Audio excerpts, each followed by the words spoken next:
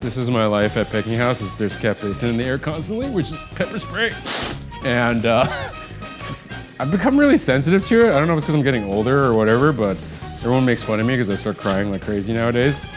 I can tell by, I mean, there we go.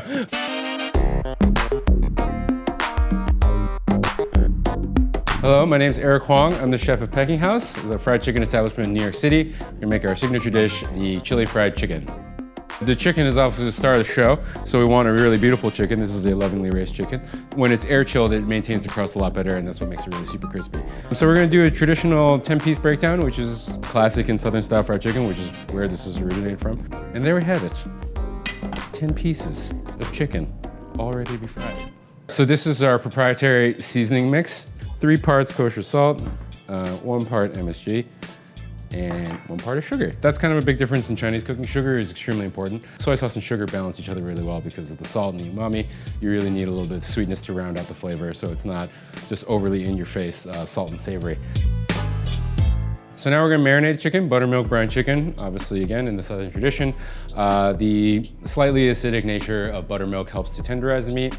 I do add flour to a marinade, which is perhaps a little bit unusual. This kind of helps form a paste and allows the gluten to hydrate overnight. And that way you only need to dredge it once. A little garlic powder, a little onion powder, all those good things. 5 spice. And then Dijon, not very Asian, but delicious. I remember when I was one of my first cooking jobs, we used to do this whole roast chicken. It was completely slathered in mustard. And the mustard mellows completely in the cooking process and just adds a lot of savory flavor. Our seasoning mix that we made before, and then we're just gonna make a little paste. It doesn't need to be completely smooth.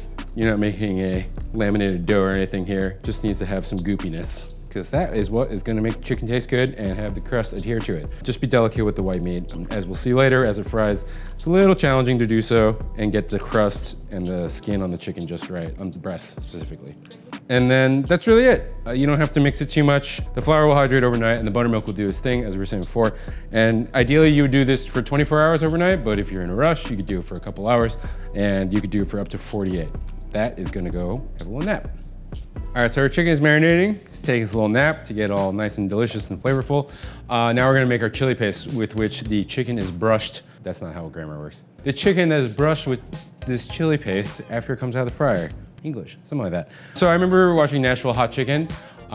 This country fried chicken would come out of the fryer, obviously looking super delicious, and they would paint this super red, violent cayenne pepper paste over it, and it always looks so good. And it is really good, but I remember eating it and also be like, holy crap, this is super hot. Thought we could kind of change it so that the paste itself was more than just being super hot. So that's why we have Chinese chilies here. These are Tianjin chilies. These are definitely less hot than cayenne, which is, I think, traditionally what you would use in a Nashville hot chicken. You don't want to overly toast them. If you get a lot of color on them, they're gonna be kind of bitter.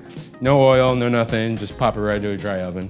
And just let them go until they dry out a little bit.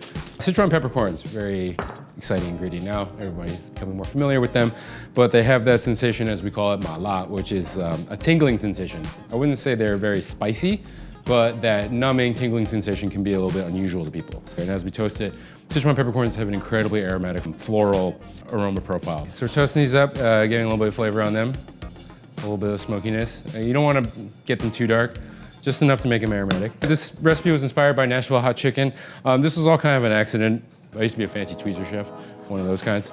I worked in fine dining in New York City for 10 years in all sorts of restaurants, most recently at 11 Madison Park as a sous chef, and I was there for 4 years. I left in January 2020. My goal had always been to open my own restaurant.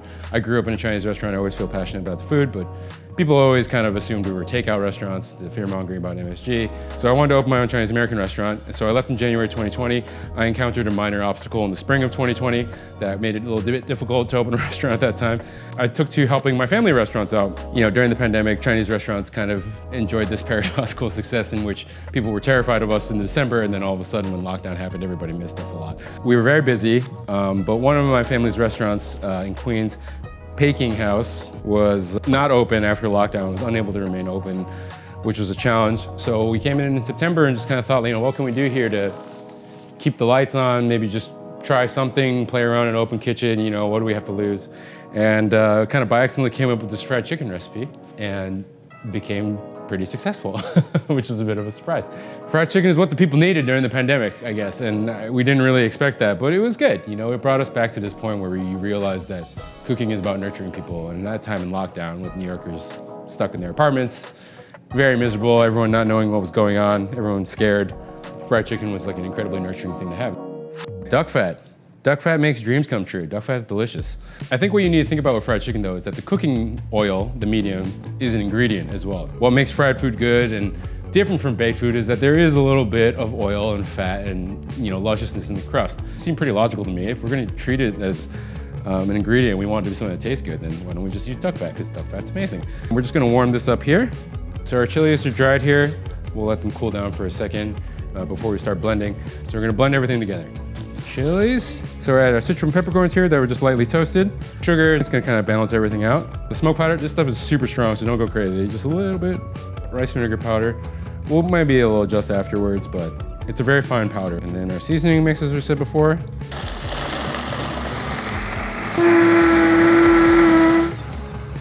There we go. That we're gonna need more chilies in here. This is my life at Peking House, is there's capsaicin in the air constantly, which is pepper spray. And I've become really sensitive to it. I don't know if it's because I'm getting older or whatever, but everyone makes fun of me because I start crying like crazy nowadays. But yeah, this could be more red. It's gonna need to be red. Yes. So I think this is medium hot. It adds that kind of piquantness and that warmth that makes it interesting without blowing the face off. Alrighty.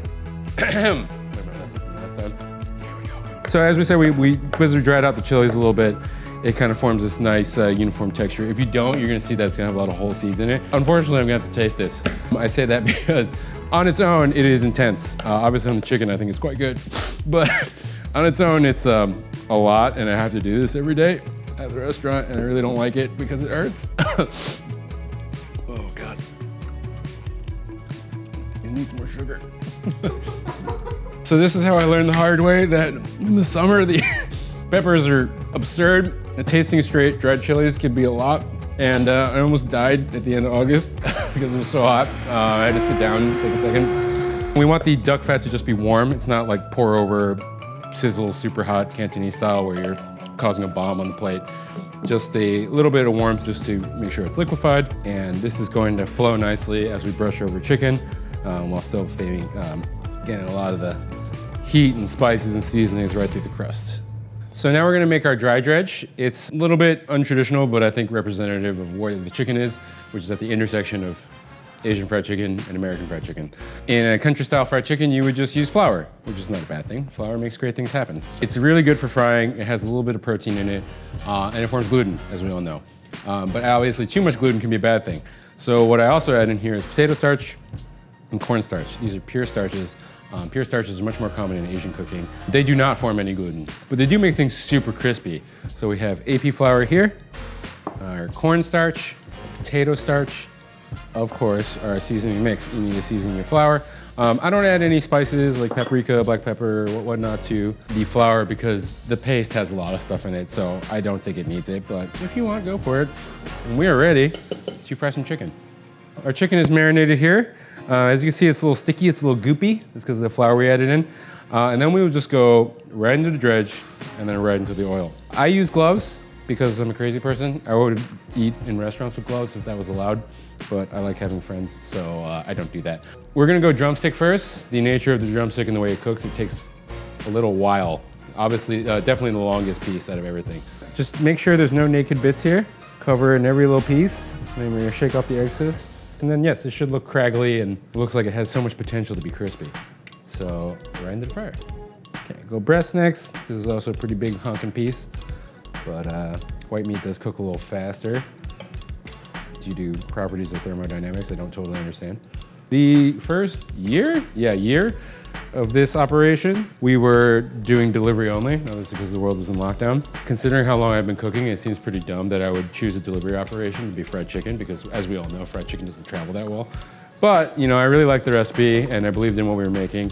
So we decided to reverse engineer a way to, or at least figure out a way to keep chicken crispy and commit to it. So we got a really nice special container for it. And we also use this product called Evercrisp. You don't need that at home, but because you're just gonna be eating it right there. But if you have the need to deliver chicken an hour or two in a box across the entirety of New York City, Evercrisp can be very handy.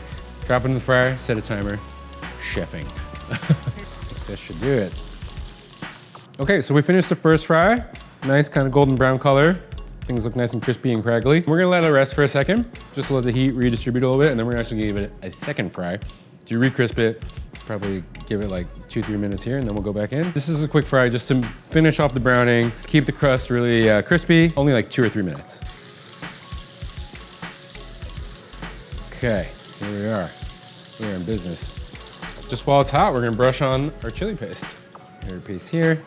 You don't wanna be like, you don't need to like literally brush it on. You're more just kind of letting it flow over the crust, let it drain a little bit. You don't want a big, intense bite of chili as we saw before as I was suffering. Just kind of want to let it naturally drip off, getting all the crispy bits, all the cragglies. It's a very technical term, cragglies. Flip everybody over. The crust is delicate because as we were saying, the pure starch crust is very delicate, but it is very crispy. All right, and then the other side. All right, we're gonna plate it up.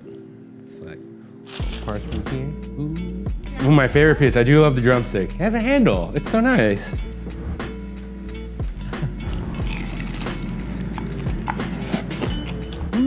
That's pretty good. Obviously really crispy, defining the difference between crispy and crunchy. I actually heard a really good way to describe that. Crispy is the front of your teeth, crunchy is the back of your teeth, which I thought was pretty good. Not too hot, which is good. Nice medium, just warm, feeling the warmth. And you need the sugar, a little bit of the acid from the vinegar powder and the sugar and the smoke there. So for the recipe, click the link below and come see us. We'll make it for you in Brooklyn. Come visit at Pecking House. We are opening our own real home. We're having a forever home now. It's nice. And we're gonna do the Martin Yan challenge. See how fast I can break down a chicken.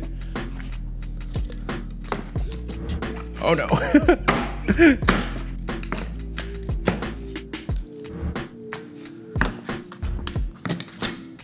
And that one, 2466, a little better, a little better.